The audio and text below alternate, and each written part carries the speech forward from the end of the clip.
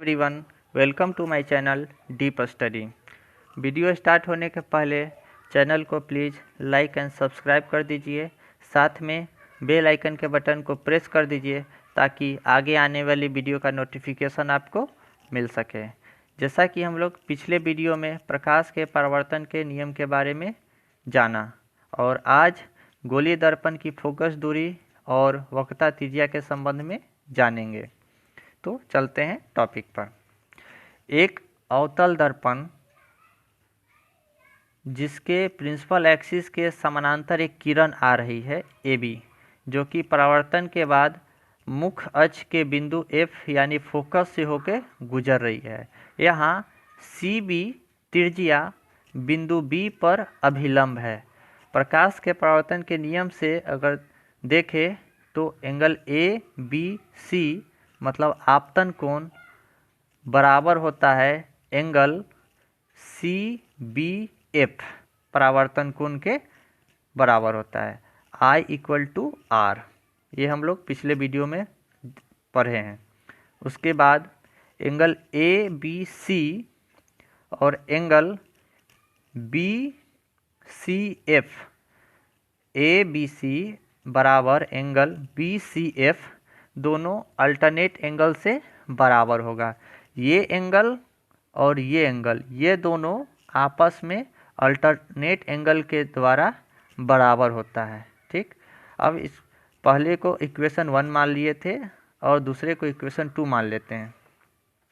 अब यहाँ हम देखेंगे कि एंगल ABC बराबर CBF और यहाँ भी है एंगल ABC, दोनों जगह ABC है और इसके बराबर हो जा रहा है एंगल BCF। अब देखिए कि जब ABC तो इसके बराबर ये और इसके बराबर ये, तो ये दोनों भी आपस में एक दूसरे के बराबर हो जाएगा। तो यहाँ हम लिख सकते हैं एंगल CBF बराबर एंगल BCF। ठीक, जब ये दोनों एंगल आपस में बराबर हो जाएगा तो यह एक त्रिभुज का रूप ले लेता है। जब त्रिभुज का रूप लेगा तो ये एक समद्विबाहु त्रिभुज कहलाएगा। त्रिभुज BCF ये एक त्रिभुज के रूप बन गया। अब समद्विबाहु त्रिभुज में दो भुजाएं बराबर होती हैं। कौन सी होगी इसमें दोनों भुजा बराबर? BF बराबर FC, BF बराबर FC, ये दोनों भुजा आपस में बराबर होगी। अब यहाँ पर एक महत्वपूर्ण बिंदु है कि यदि B P के बहुत नज़दीक हो तब BF बराबर PF होगा। याद रखने वाली बात है कि B जो है, यहाँ जो B दिख रहा है ये P के बहुत नज़दीक होना चाहिए, तब BF बराबर PF होगा।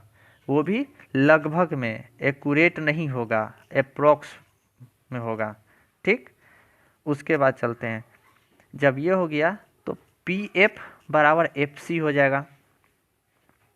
जब PF बराबर FC हो जाएगा, यहाँ पर आप देख सकते हैं कि BF बराबर FC और यहाँ BF बराबर PF, तो ठीक उसी प्रकार ये BF बराबर FC हो रहा है, यहाँ BF बराबर PF हो रहा है, तो ये दोनों भी आपस में बराबर हो जाएगा। तो देखिए PF तो PF हो गया, यहाँ से PF तो यहाँ PF, यहाँ FC तो FC। ठीक, तो PF देख रहे हैं ना, PF बराबर FC। अब इतना बराबर हो जाएगा क्या? PC/2। यहाँ पर एक चीज़ हम लोग पिछले वीडियो में पढ़ चुके हैं कि पोल से फोकस की बीच की दूरी को फोकस दूरी कहते हैं और पोल से सेंटर ऑफ कर्वेचर के बीच की दूरी को रेडियस ऑफ कर्वेचर कहते हैं, जिसको आर्क से डिनोट करते हैं। तो देखिए PC कहाँ से? P से C, radius of curvature, it means R से डिनोट करेंगे, इसको R से डिनोट कर दिए।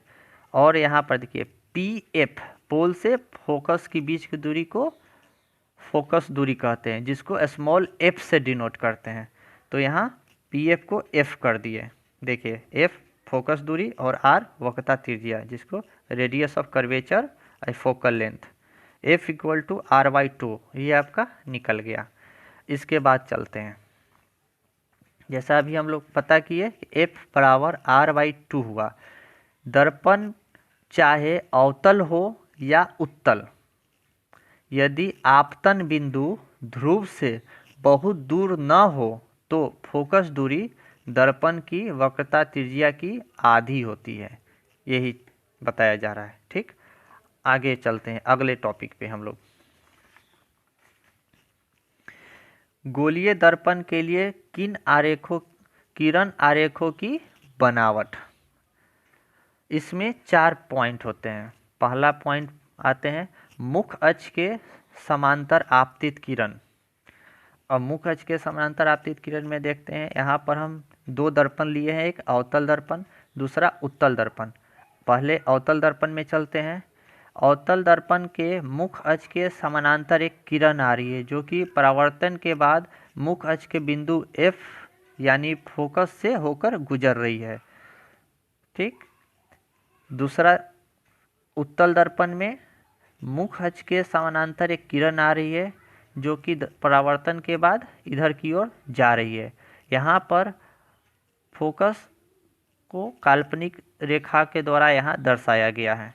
इसमें ध्यान रखने वाली बात है कि जब भी मुख्य अक्ष के समानांतर अगर किरण आती है तो वह हमेशा परावर्तन के बाद फोकस से होकर गुजरेगी।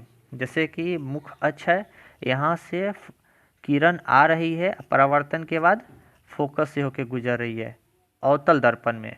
परंतु उत्तल दर्पण में मुख्य अक्ष के समानांतर किरण आएगी और परावर्तन के बाद लौट रही है किरण इधर, तो ये यहाँ पर आपको प्रतीत होगा कि फोकस से होकर लौट रही है। ये आपको यहाँ आभास होगा, एक जो बोलते हैं कि आभास हो रहा है, एक काल्पनिक आभास हो रहा है कि हमको फोकस से होकर किरण लौट रही है।